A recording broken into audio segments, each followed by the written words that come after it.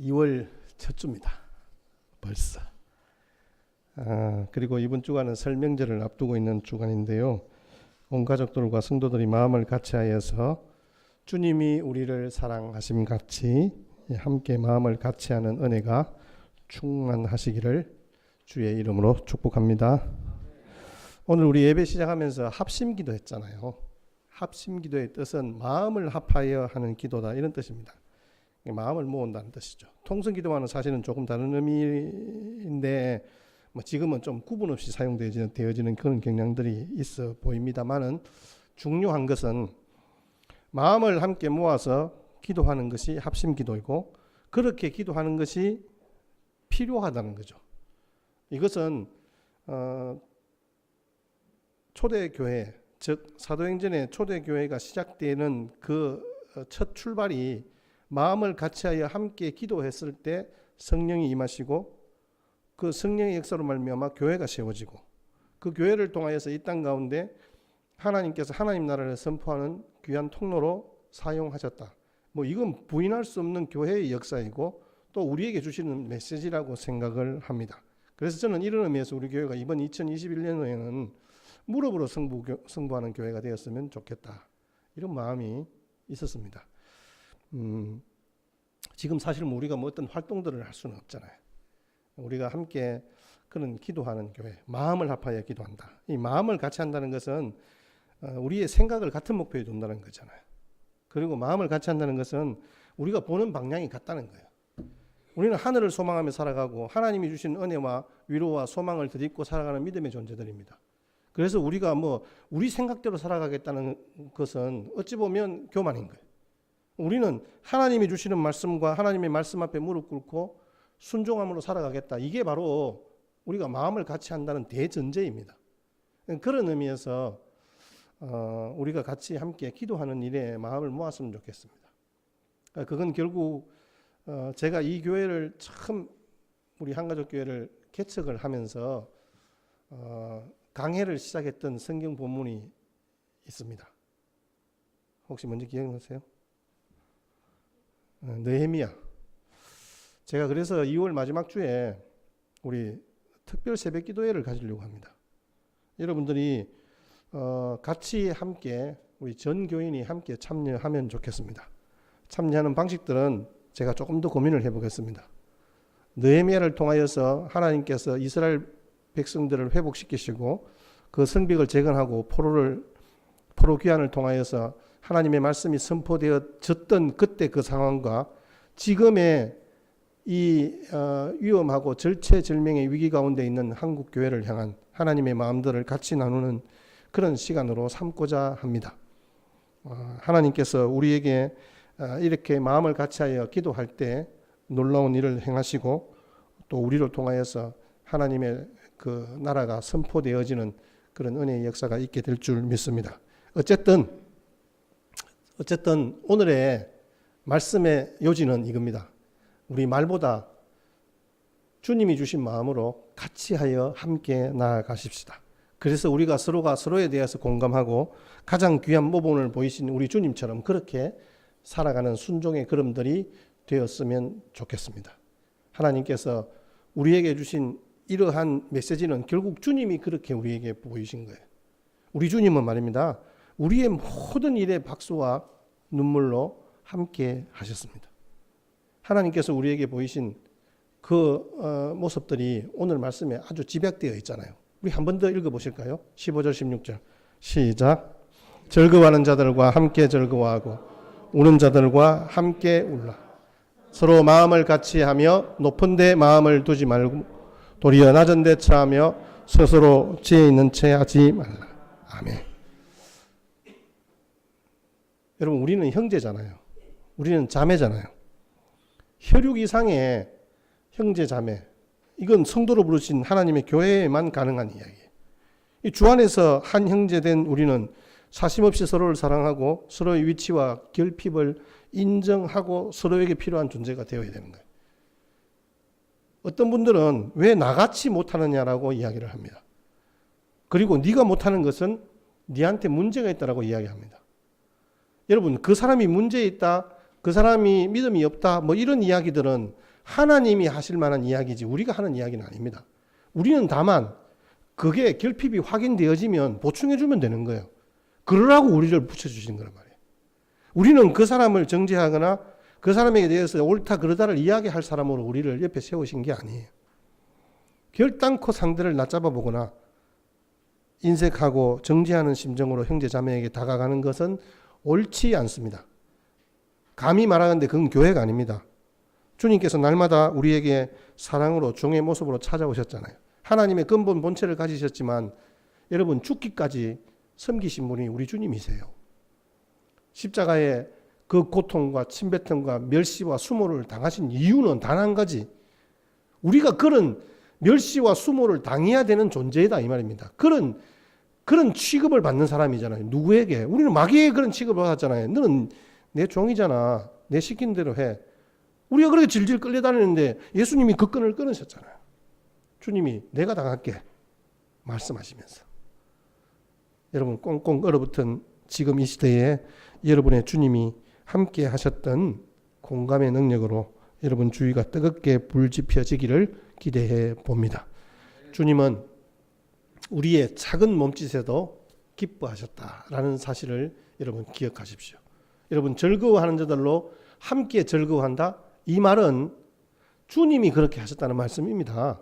우리 보고 네 그래 해라 먼저 그렇게 말씀하신 것이 아니라 주님이 우리의 아주 작은 몸짓에 더 기뻐하신 거예요. 이렇게 즐거워한다 이 단어가 헬라어로 카이로라는 단어인데요. 이건 축하한다, 인사한다, 환영한다, 기뻐한다 이런 뜻입니다. 카이로. 여러분 즐거워하는 일에는 좀 의지가 필요합니다. 저절로 잘 안 됩니다.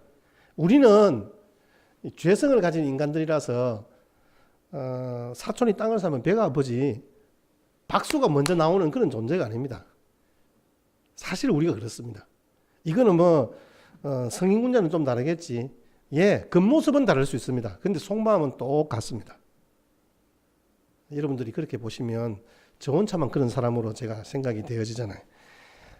하나님은 말입니다. 그런 우리의 연약함을 알기 때문에 우리의 아주 작은 몸짓에도 우리의 아주 작은 것에 감동하시고 더 크게 축복하시고 응답하신다는 말씀입니다. 여러분 우리 아이가 우유를 먹습니다. 막 우유를 먹을 때 막 벌컥벌컥 잘 먹잖아요. 엄마는 막 애가 체할까 봐서 이렇게 막 염려하면서도 너무 마음이 기쁘잖아요. 여러분 우리도 마찬가지예요. 우리 아버지 하나님께서 우리가 말씀을 순전하게 받고 아멘 아멘 그리고 막 그 말씀대로 살아가려는 작은 몸짓에도 우리 아버지는 너무 행복해 하시는 거예요. 우리 아이가 엄마 아바 이렇게 부르면서 말을 처음 배우고 할 때 우리 부모님들이 얼마나 행복해 하십니까? 하나님도 우리가 오늘 이 시간 나와서 뭔가 잘 모르지만 아버지 그렇게 기도할 때 그런 순전한 마음으로 부를 때 우리 아버지가 가장 기뻐하시잖아요. 이게 바로 하나님이 우리의 아주 작은 일에도 기뻐하시고 박수 쳐주시는 거예요. 우리가 어떤 일이 생겼는지 우리가 어떤 상황에 있는지 그건 그렇게 중요한 건 아니에요. 주님이 진짜 감동하시고 은혜 주시는 것은 하나님의 임재를 보고 우리가 놀다가도 아이가 놀다가도 뒤에 있는 엄마 보고 한번 희죽 웃고 다시 지 할 짓 하잖아요. 우리도 마찬가지예요. 우리가 이 땅을 살아갑니다. 가끔씩 내 혼자 있는 것 같고 순간 두려움이 찾아옵니다. 내 혼자 있는 건 아닌가 정말? 그래서 돌아봅니다. 근데 하나님은 여전히 우리 옆에서 서 계시잖아요. 빙긋이 보고 웃으시고 너 잘하고 있어.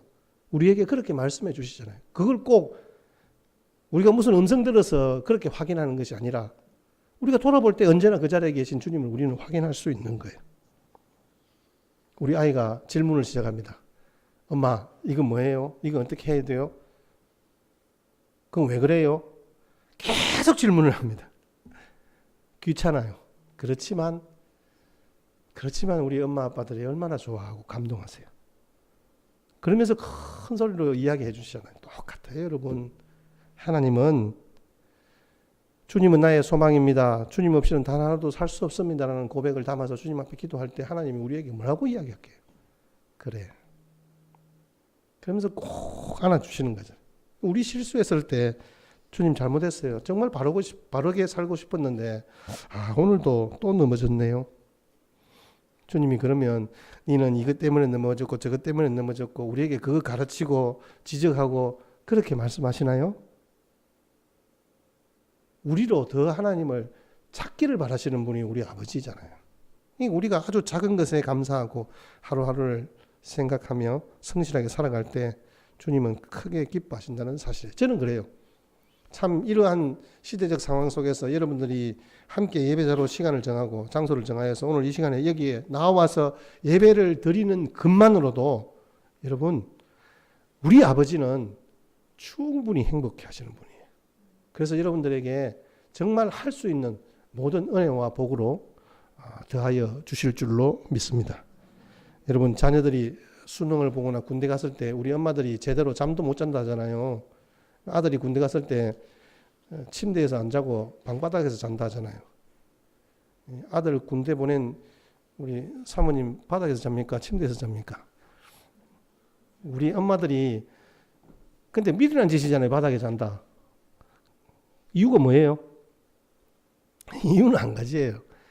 그 아이와 함께 그 어려움을 하지는 못하지만 그래도 그 아이와 내가 함께 있다는 것을 뭐 도움의 손길을 줄 수는 없지만 이 순간 엄마도 같이 함께 그렇게 있다. 잘 참고 견디라는 그런 격려의 메시지가 아닐까요? 여러분 큰 도움이 되지 않습니다. 여러분 우리가 열심히 일하고 복음 전하고 예배 드린다고 해서 우리에게 무슨 큰 도움이 되겠습니까? 그게 근본적으로 하나님께 무슨 도움이 되겠습니까?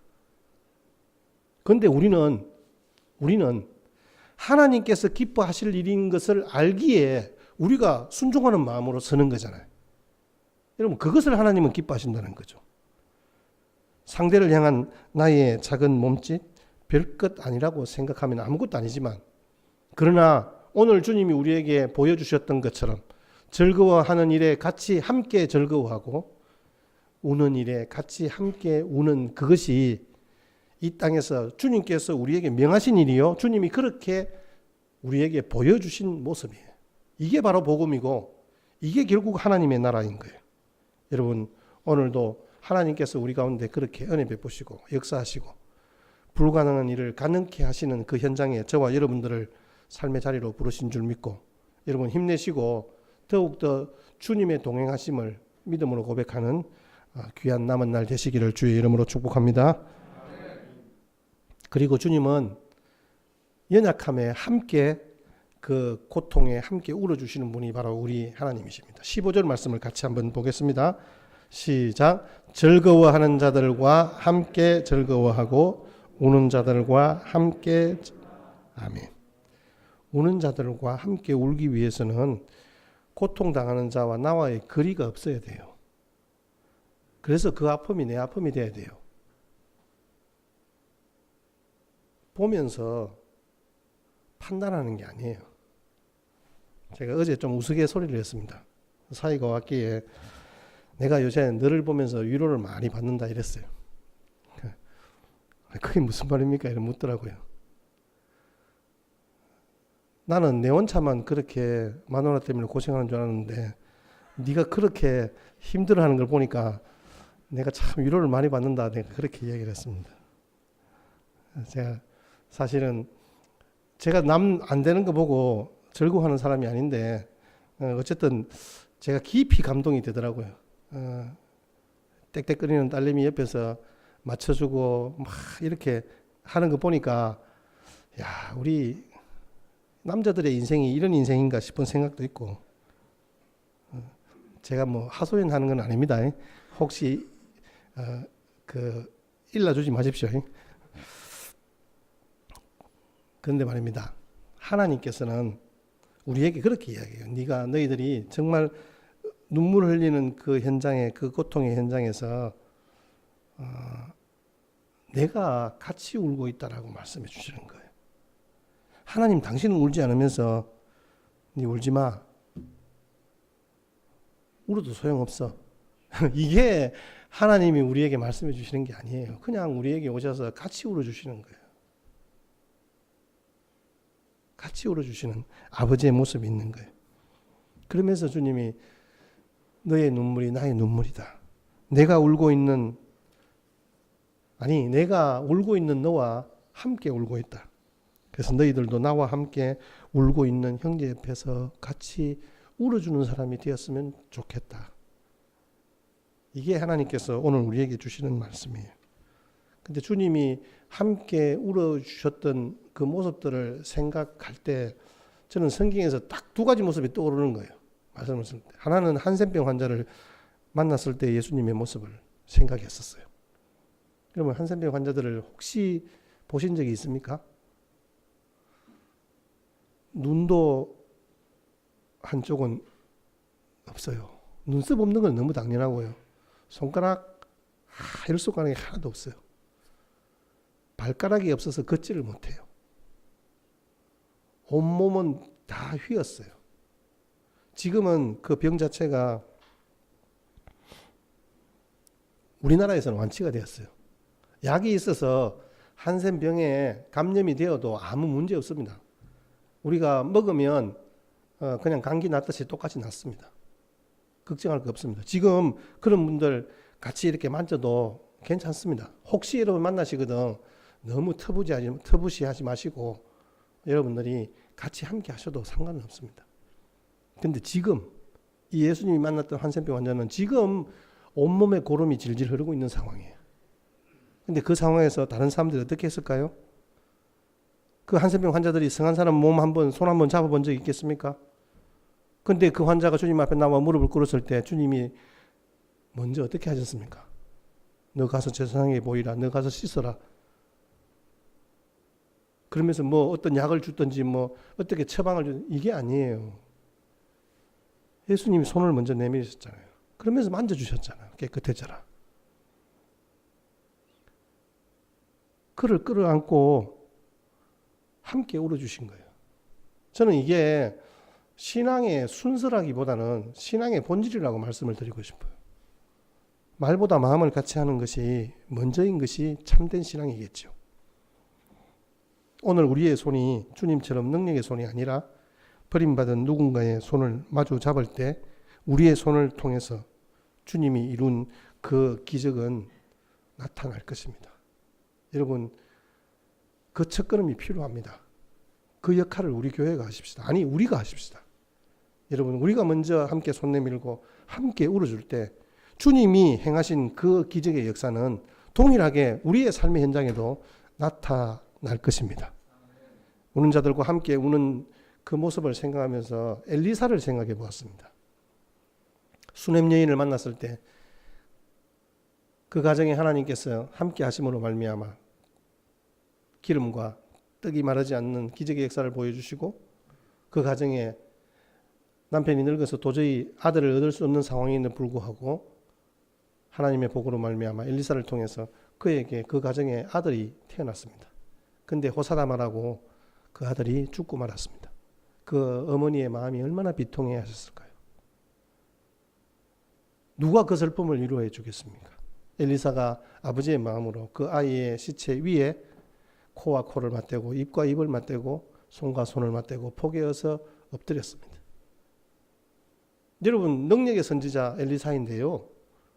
그냥 손을 얹어 기도하든지 말로서 충분히 하실 수도 있는 거잖아요. 하나님이 하신다고 하면. 근데 엘리사가 왜 그렇게 했을까요? 그건 바로 그 어머니의 슬픔과 아픔에 함께 한다는 의미입니다. 그 어머니의 슬픔에 그 죽음의 고통에 괴로워하는 그들과 그들의 모든 것들을 함께 끌어안겠다는 의미잖아요. 잠시 후에 다시 한번 아이 위에 자신의 몸을 포개고 그러자 죽었던 아이는 7번째 채기를 한 다음에 눈을 뜨고 살아났습니다. 여러분, 우는 자들과 함께 운다는 거 아픔과 슬픔을 말없이 안아주는 거예요. 그것을 내가 얼싸안는 거예요. 고스란히 내 아픔으로 받아들이는 거예요. 그렇게 할 때 하늘의 치유와 회복은 우리 곁에 은총으로 임하는 것이고요. 예수님께서 눈물을 흘리신 사건들이 우리 두 가지가 있잖아요. 예루살렘 성을 보시고 오셨어요. 그리고 예수님은 나사로의 친구 나사로의 죽음 앞에서 눈물을 흘리십니다. 주님은 우리의 고통과 아픔, 절망이 어떤 근거로 왔든지 아파하는 우리 때문에 울고 또 우시는 분이에요. 지금 코로나 때문에 힘들어하는 우리의 백성들을 향하여 또 이 시대의 교회를 향하여서 주님이 가장 마음 아파하시는 분이에요. 다른 목사님들이 알아주는 거 아니에요. 신실한 믿음 있는 사람들이 같이 아파하는 게 아니란 말이에요. 주님이 이 시대를 향한 교회를 보면서 눈물을 흘리고 계시는 거예요. 저는 그 마음이 느껴졌어요. 정말 솔직하게. 주님이 나사로의 죽음 앞에서 비통해 하셨잖아요. 이 비통해 하셨다는 뜻은 엠브리 마오마이라는 뜻인데요. 이 말은 그 속에서 화가 나서 씩씩거리다, 붕괴하다, 통분이 여기다, 책망하다 이런 뜻이 있습니다.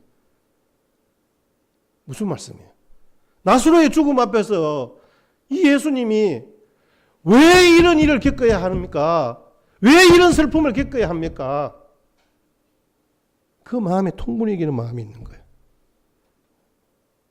우리 인생에 육신의 죽음을 두려워하면서 죽음 앞에서는 아무것도 할 수 없는 그 인생의 절망과 좌절함을 보시고 긍휼히 여기심으로 우셨다는 말씀이잖아요.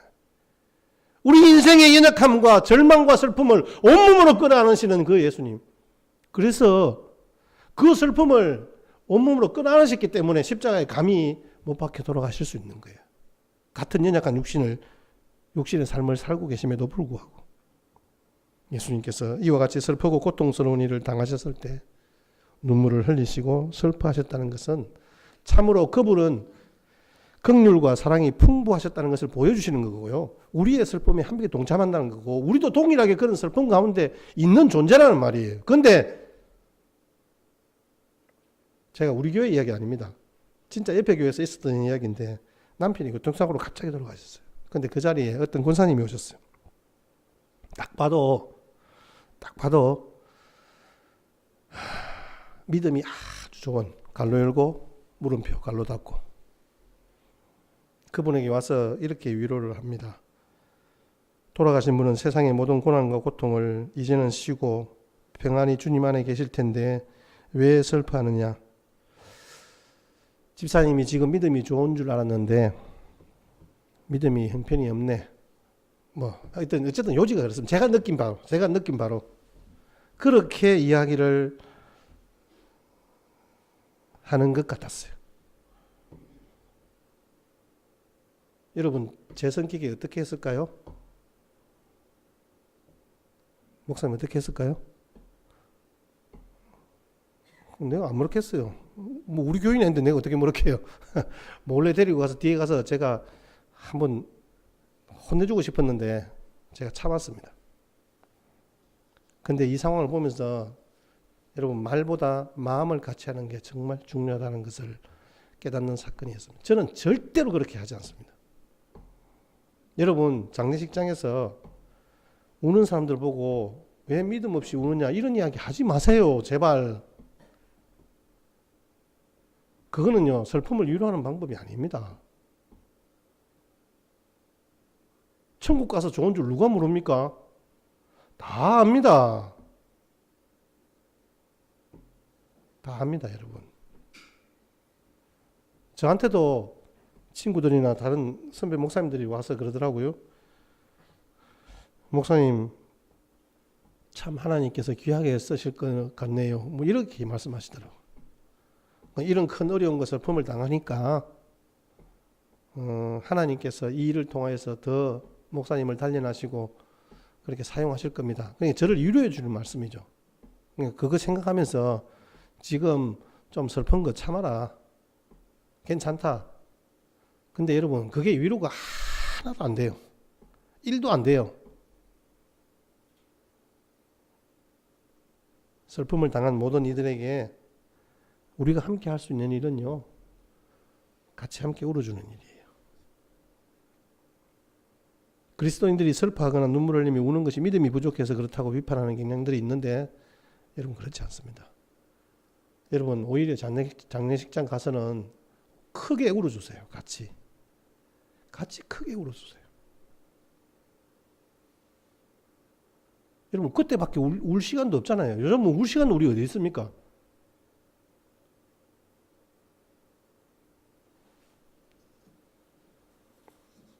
서로에게 정답을 말해주는 관계가 아니라 마음을 같이 하는 관계가 되어야 할 줄로 믿습니다. 여러분 답 주지 마세요. 답 주려고 너무 애쓰지 마세요. 답은 안 줘도 됩니다. 여러분 우리는 마음을 같이 하는 한 가족이에요. 하나님께서 부르시고 우리를 한 형제 자매 되게 하시고 이 땅 가운데 하나님 나라를 이루어가는 마음을 같이 하는 한 가족이란 말이에요. 이 사실만 확인하면 돼요. 근데 마음을 같이 한다는 전제는 결국은 주님이 내게 주신 구원의 은혜를 함께 고백한다는 말이잖아요. 그리고 같은 곳, 같은 방향을 향해 나아가는 거잖아요. 하늘의 위로와 소망을 벗삼고 살아가는 믿음의 동력자들이에요. 그 어느 누구도 우리를 침범하거나 우리를 무너뜨릴 수 없는 거예요. 그래서 우리는 마음을 같이 해요. 그래서 마음을 같이 할 때 손잡아 주는 거잖아요. 마음을 같이 할 때 그의 슬픔과 좌절과 고통을 얼싸안는 거잖아요.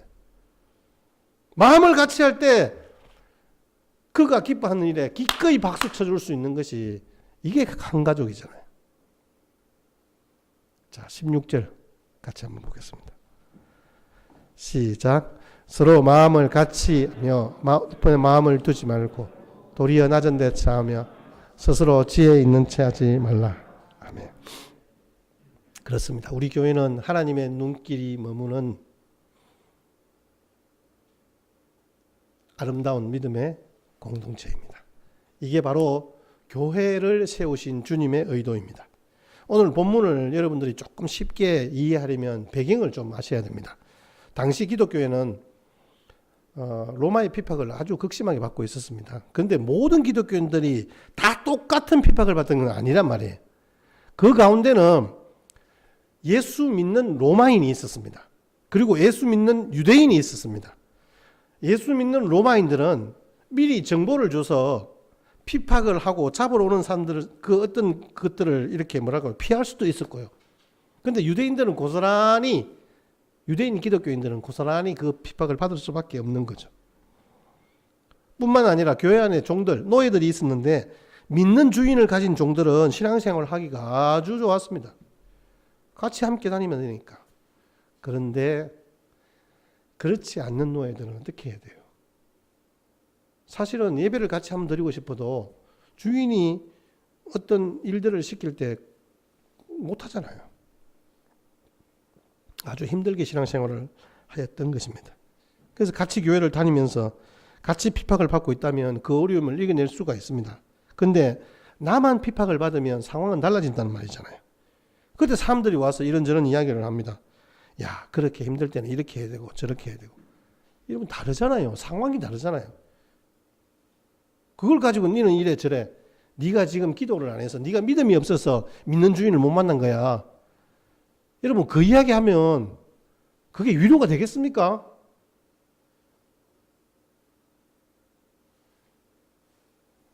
그래서 오늘 말씀의 배경이 나온 거예요. 즐거워하는 자들과 함께 즐거워하고 우는 자들과 함께 울라. 마음을 같이 하여. 그래서 마음을 같이 하라는 거예요.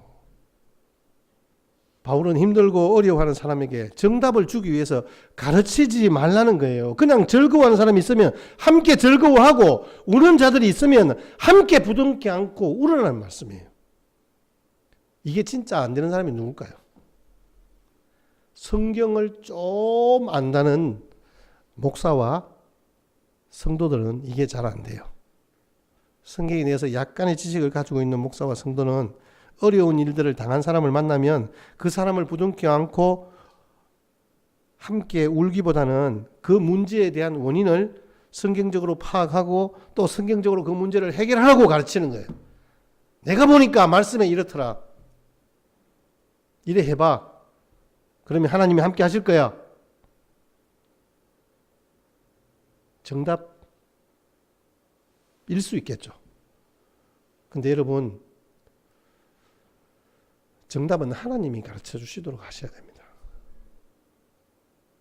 여러분 정말 성경대로 위로를 받으십시오. 그게 뭐예요? 함께 즐거운 자들과 함께 즐거워하고 우는 자들과 함께 울라. 이게 성경대로잖아요. 목사 말 듣고 위로받는 사람 거의 없습니다. 근데 왜 위로가 안 될까요? 오늘 16절 말씀처럼 위로의 원칙과 방법을 이야기하고 있는데 위로의 원칙과 방법은 서로 마음을 같이 해요. 서로 마음을 같이 해야 돼요. 똑같은 마음 가지라는 뜻이 아닙니다. 마음과 마음이 조화와 밸런스를 이루어야 되는 거예요. 이 사람이 이 정도의 슬픔과 이 정도의 상황이라면 나도 똑같은 이 정도의 상황에 서면 되는 거예요. 이 사람이 극한 고통과 어려움 속에 있다면 나도 똑같이 낮아져야 되는 거예요. 이게 마음과 마음을 같이 하는 거예요. 그래야 그 사람의 아픔을 이해할 수 있는 거예요. 함께 이겨낼 수 있는 그런 마음의 상태를 가져야 한다는 거죠. 그러기 위해서 오늘 자세가 높은 데 마음을 두지 말고 그 사람을 보면서 우리가 알로 본다 하잖아요. 여러분 절대로 그 사람과 함께 할 수 없어요. 마음을 높은 곳에 있지 말고 낮은 곳에 두라는 거예요. 그래서 나는 이걸 알고 있는데 하나님이 나를 위로하시고 복 주시는 것을 알고 있는데 아이고 당신은 그걸 모르고 있었네. 그런 자세가 아니라 당신이 얼마나 아프고 힘들어하는지 내가 이해하지 못해서 정말 죄송합니다. 정말 미안합니다. 그런 자세를 가지라는 거예요. 그래서 도리어 낮은데 처하며 스스로 지혜 있는 채 하지 마라. 아주 사울이 이럴 때는 단호해요. 당신이 얼마나 아프고 힘들어하는지 내가 이해하지 못해서 죄송해요. 캘리포니아의 심리학자로 아주 인기 있게 활동하는 레오 바스칼리아라는 사람이 있습니다. 그가 한 이야기를 했는데요. 그 나온 이야기 중에 이런 이야기가 있습니다. 할아버지 한 분이 암 진단을 받았습니다. 근데 이 할아버지가 아주 좀 성격이 좀 개팍해요. 안 그래도 그런 개팍한 데다가 암까지 걸렸으니까 이제는 막 자기의 어떤 처지와 상황들이 좀 한심스럽기도 하고 그러잖아요. 그러니까 식구들을 향해서 욕을 하고 막 책을 던지고 막 그릇을 던지고 이러는 거예요. 형제들 찾아도 소용없어요. 목사님이 찾아도 소용없어요. 자기 애 은사가 찾아와서 위로하려고 해도 아무 소용이 없어요. 그냥 쫓아내는 거예요. 근데 한 번은 그 동네에서 이 할아버지가 가끔 만나던 동네 꼬마아이가 있었어요. 할아버지가 아프다는 소식을 듣고 찾아왔습니다. 식구들이 반 호기심으로 그럼 네가 한번 들어가 할아버지 한번 만나봐라 그렇게 이야기를 했어요. 근데 들어갔는데 20-30분 동안 나오지도 않고 거기 있는 거예요. 근데 문제는 그 뒤에 그 아이가 나왔는데 그 뒤로 할아버지가 완전히 변한 거예요. 태도가 갑자기 누그러지고 부드러워지고 사람들을 만나고 이야기도 하고 다 받아들이는 거예요. 약도 잘 먹고. 이상해서 그 사람들이 아이를 불렀어요. 네 할아버지하고 무슨 이야기 했니? 물으니까 그 아이가 대답적선 저 아무 말도 안 했는데요. 근데 20-30분 동안 같이 있었잖니. 그러니까 그냥 같이 울었어요. 어린 소년이 대답한 내용은 그랬어요. 저는 할아버지하고 같이 울었어요. 20-30분 동안을 그 할아버지의 아픔을 자신의 아픔처럼 느끼고 울었다는 거죠. 근데 이 할아버지는 이 아이의 우는 모습을 보고 오히려 그 할아버지가 이 아이를 껴안아 준 거예요. 그러면서 이 할아버지의 마음이 치료가 된 거예요. 그 마음의 상처가 치유가 된 거예요. 이처럼 우리가 다른 사람의 아픔을 함께 느낄 때 참으로 공감하고 아름다운 관계가 맺어질 줄 믿습니다. YFC 총재를 역임했던 우리 캐슬러 박사가 그의 책에 보면 내 장례식 때 내 죽음에 슬퍼해 줄 수 있는 사람 8명만 있었으면 좋겠다. 이런 고백을 기록한 것을 제가 보았어요. 여러분 혹시 조건 없이 부조금 내가 보냈으니까 부조하도록 올 거다. 이거 말고 요즘은 안 가고 부조금 온라인으로 송금하는 게 더 좋아하는 그런 시대가 되었습니다만은 내가 죽었을 때 진심으로 찾아와서 그 죽음에 함께 슬퍼하고 위로해 줄 수 있는 사람 8명 친구가 있습니까? 혹 여러분 1차 세계대전 당시에 격렬한 전투 중에 부상을 당하여 쓰러진 낙오자가 있었습니다. 옆에 있던 전우가 총알이 빗발치는 그 상황 속에서 이미 그 나고자는 전사자로 처리될 만한 충분한 상황이었어요. 그런데 그 빗발치는 총탄 세례를 뚫고 자기의 전우에게 달려가는 거예요. 근데 뭐 결국은 그 총알을 맞은 사람은 죽었어요. 그러니까 소대장은 분명히 가지 마라 했는데, 후퇴하라 했는데, 그가 그 전우에게 달려갔잖아요. 나중에 물었어요. 그때 그 상황 속에서 네 목숨을 걸고 거기에 갈 만한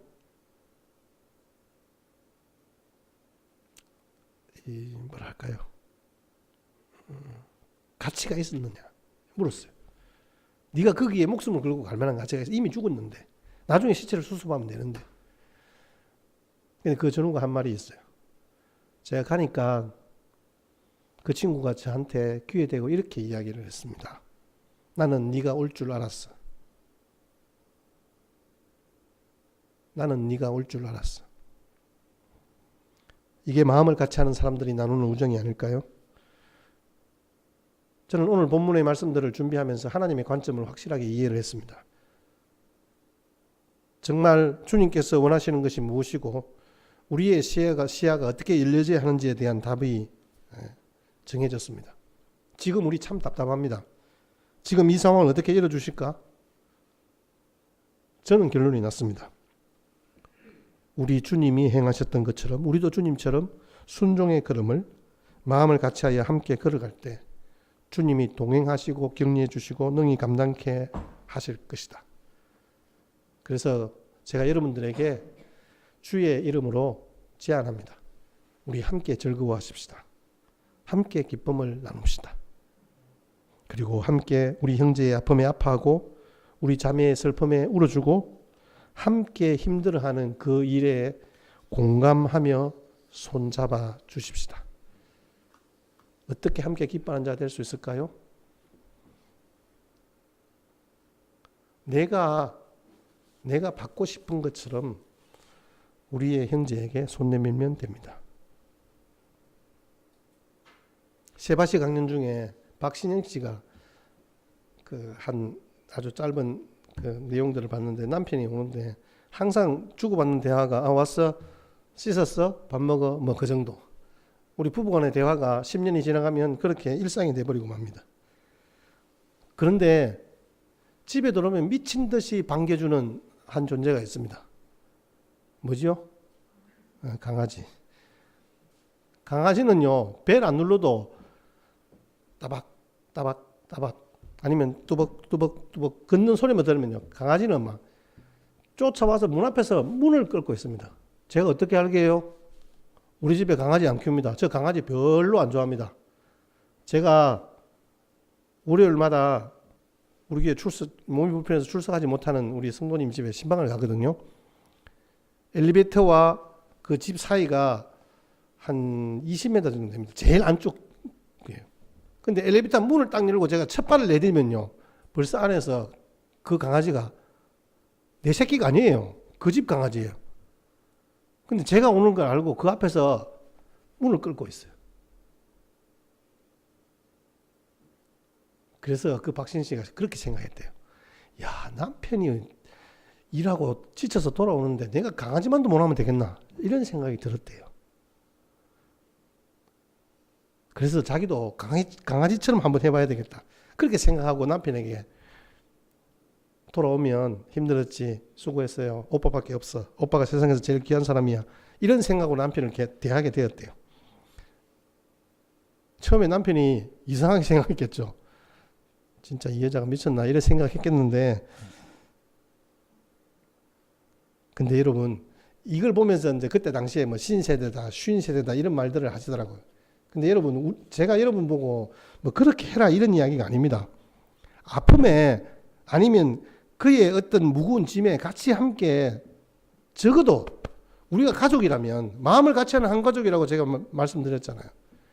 가족이라면 같이 함께 져줄 수 있는 그런 은혜가 있었으면 좋겠어요. 여러분 삶에 한번 적용해 보셨으면 좋겠어요. 그러면서 우리의 작은 몸짓에도 기뻐하시고 우리의 그 극한 슬픔에도 함께 울어주시는 그 주님이 하셨던 것처럼 우리도 순종의 걸음으로 그 현장에 서게 될 때 여러분들의 삶을 통하여 우리 한가족교를 통하여서 이루실 하나님의 일들은요, 정말 우리가 상상할 수 없을 정도로 그렇게 무한한 은혜와 축복으로 함께 하실 것입니다. 아니, 이 땅을 그렇게 열어가고 계세요. 주님은 그렇게 일하고 계시는 거예요. 제가 순종이라는 다큐멘터리 영화를 보면서 그걸 확실하게 깨달았습니다. 우리 선교사님들이 각자의 역할들이 굉장히 많아요. 각 나라에 속해서 얼마나 힘들고 어려운 삶의 상황들을 살아가고 계시는지 몰라요. 저는 제가 우리 오늘 이상수 선교사님도 있고 뭐 다른 우리 선교사님들이 있지만 제가 항상 하는 말이 있어요. 니 잘하려고 하지 마라. 그냥 그곳에서 살아라. 버텨라.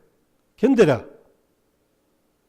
저는 항상 그렇게 이야기합니다. 이유는 그곳에 아버지의 마음으로 같이 순종하고 그들의 즐거워하는 일에 함께 즐거워하고 우는 일에 함께 울어줄 수 있는 사람이 저는 선교사라고 생각해요. 근데 제 마음을 뭐 어떻게 알았는지 모르겠는데 그 영화 감독이 이 순종이라는 영화를 제작했더라고요. 저도 잘은 몰랐어요. 저는 아주 짧은 그 부분들을 보면서 정말 감동적이었습니다. 저도 많이 울었어요. 선교사들의 애환이 묻어 있어서 가슴이 아팠습니다. 그 레바논과 우간다에서 각기 생활하시는 선교사님들이에요. 그들의 삶의 걸음에서 그들이 공통적으로 고백하는 것은요, 주님이 하셨던 것처럼 자기들은 그냥 순종하며 살아갑니다라는 고백이었습니다. 저와 여러분들이 삶의 여정들이 참 험난하고 험악한 길을 걸어가고 있습니다. 이건 누가 대신해 줄 수 없는, 정말 이 시대 자체가 너무 험난하고 힘듭니다.